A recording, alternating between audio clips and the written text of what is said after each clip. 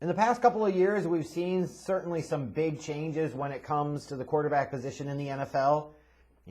Phillip Rivers finishing out his career in Indianapolis, and now he's retired. Tom Brady, after 2 decades in New England with Bill Belichick, goes to Tampa Bay.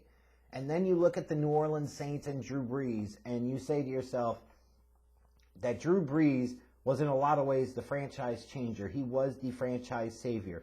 He is the epitome, personification of the franchise quarterback, even more than some of the other guys that were contemporaries like a Tom Brady or a Peyton Manning. Like, when you look at the situation he came into and what he represented for that city, for that organization, and what he did, you will be Mr. Saint forever and a day forever. You are going to be the New Orleans Saints. You will always be the greatest player in that franchise's history. And even though we could clearly see in 2020 with the injury and then the play and the performance in the playoffs, specifically against Tampa, that he was done, it was over, it's still a bit shocking to think about the fact that you're prepared for the first time in a decade and a half for a Drew Brees-less New Orleans Saints team to take the field. That hasn't happened since the 2005 season. So it is a big shock. And I know Drew Brees probably didn't do himself any favors with some of the things he talked about, when he was asked about some of the protests and so forth.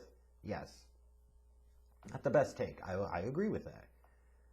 But it's also one of those things that it also doesn't necessarily change just how great of a player he was and just how much he meant to that organization and just how largely irrelevant outside of a few years, really, honestly, of the Jim Mora era in New Orleans, just how irrelevant and how much of a dumpster fire this organization had been since its, coming into being in the mid-1960s. Drew Brees changed all of that. You used to have people talking about how the NFL loved the New Orleans Saints and was trying to rig shit in their favor. That's the type of impact that a Drew Brees had. And now you're going to find out what life is like without him. You're going to find out what Sean Payton can do, because those two were there for a decade and a half and were the foundation of everything that the New Orleans Saints built. And how crazy it is that it almost didn't come to be. If Miami wouldn't have had concerns about Drew Brees' shoulder, or if San Diego would have stayed the course with him and never drafted Phillip Rivers, it is amazing how different decisions lead to different things that lead to this downhill effect that, really changes the course of an organization and the course of league history. And then you have, with Drew Brees' departure, the big battle about who's going to replace him, who's going to take over for him. Is it going to be Jameis Winston? Is it going to be Taysom Hill? And we ultimately found out, at least the initial winner of that battle is Jameis Winston, and he's slated to be the Week 1 starter. And buckle up, bitches. We want 5,000 yards, 30 touchdowns, and 30 interceptions. He did it once. By God, he can do it again. Sometimes when you look at a team, especially when they lose a Hall of Fame quarterback to free agency, trade, retirement, and they don't have a young rookie or young quarterback waiting in the wings, tend to be a boring organization. They go through a period of malaise. Let's hope to God that Jameis Winston is the train wreck of excitement that we knew him to be during his 5 years in Tampa, and specifically that glorious, magnificent 2019 season. Because the Saints team might need him to be, because there were a lot of changes in the offseason for a team that was so up against it in terms of the salary cap. Your best pass rusher, Trey Hendrickson, leaves via free agency. Janoris Jenkins and Sheldon Rankins, Justin Hardy are all gone. Alex Anzalone's gone. Some of the guys on offense like Emmanuel Sanders, Jared Cook, Josh Hill, they're all gone too. So, you lost several players because of this kind of salary cap position that you were in. Meanwhile, you didn't really have some of the cogs behind them to replace them. It's going to be a period of adaptation and adjustment for the New Orleans Saints here in 2021. And you look at the draft and you think about Peyton Turner and Pete Warner and Paulson Adebo. They're probably going to be in a position where they can contribute right away and help out right away, get some playing time right away. But how much are they really going to contribute, or how much are they going to have an impact? I guess remains to be seen. Hope is not all lost for the New Orleans Saints, because you look at them on paper and they still have some really good things in their favor. You look at the offensive line, they've invested a lot of draft pick capital, especially premium draft pick capital on that area over the years, which you had to when you had Drew Brees. Like, you had the quarterback, you got to help him, you got to protect him. Well, this is a team that is invested heavily with Ramczyk and Armstead and McCoy and, Ruiz. Like, you go on and on and on. Like, they've invested a lot in this offensive line. So that is still there and comes into play here, because it's not like Jameis is a great athlete. He's not somebody that's going to make a ton of plays with his feet. He's a more traditional pocket style type of passer, a very poor man's Big Ben, if you will. So as a result, you need to be able to have a line that can hold up and protect, and they've got that there. And they combine that with a really good running game with Alvin Kamara and Latavius Murray. Like, especially when you look at Kamara, he's one of the dynamic backs that we have in this league. This is a Saints team that can run the ball effectively, and that should remain the case in 2021. And then you look at them defensively. They still have some core key cogs and pieces on that defense.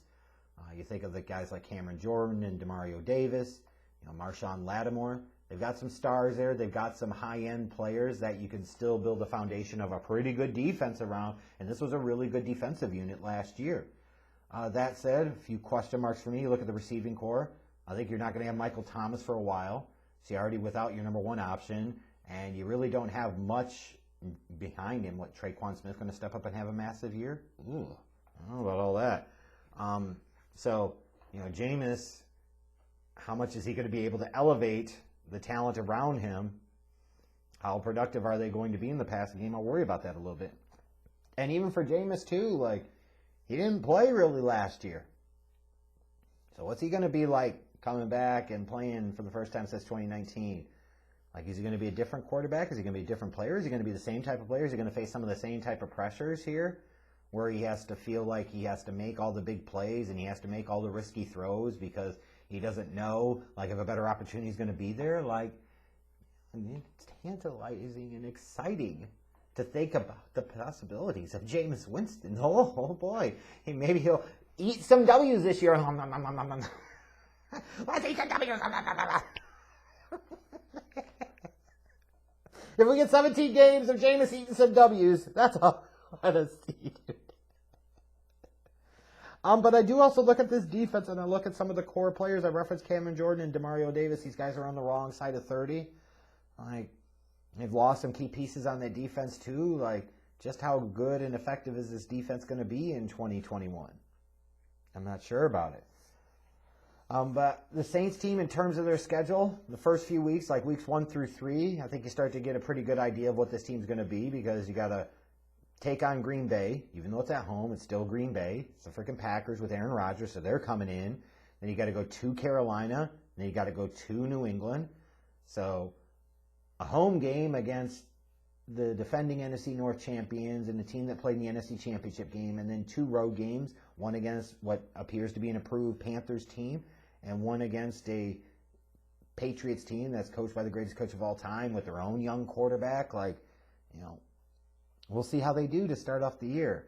Then you got a couple of home games a week. It's 8 and 9 against Tampa Bay and Atlanta. And you want to think you have any chance of making a statement and potentially returning to the playoffs without a Drew Brees. Those are games that you've got to be able to take care of. You've got to be able to handle your business and win. Kind of defend the home turf of the Superdome. And you look at the end of the year, at Tampa, hosting Miami and Carolina, and then at Atlanta, a couple more, 3 more divisional games in the last 4. Like, those are games they're going to have to be able to handle their business. I just look at this Saints team and I say, now that Drew Brees is gone, they were already kind of at their end of the run, and it felt like for the past couple of years I keep talking about how many times can you get back to the same spot? How many chances can you have? How many times can you do this before the wheels start to fall off a little bit? I wonder if we're in for a period of a bit of a transition this year. Like, not a total wheels coming undone and wheels falling off, but a little bit more of a reality of, yeah, you know what, there are some deeper-seated problems with this team. They tried to go all in with Drew Brees while he was still there, which was absolutely the right call to make, but there are consequences and repercussions to those actions, and some of those consequences and repercussions we saw with the number of players that we saw leave via free agency, and being up against the salary cap and all of that. You don't really know if they have the long-term answer at the quarterback position. You look at this team and you say, okay, even if you do have the answer at the quarterback position in a Jameis, or let's say it was a Taysom Hill who took over at some point in time during the year, who the fuck are they going to throw to? Like, just how good is this defense going to be again? Like, there are some questions here. I feel like, whereas I look at the Carolina Panthers, I see the needle pointing up a little bit, and even with the Falcons, because they have the better quarterback, their needle's pointing a little bit more up. I look at the Saints, and I think, to me, that their needle is pointing down a little bit more, and I expect them maybe 6 wins and bring up the rear in this division. I look forward to in 4 or 5 months when you're talking shit about Jameis's second majestic 30 for 30 season and how this team makes the playoffs.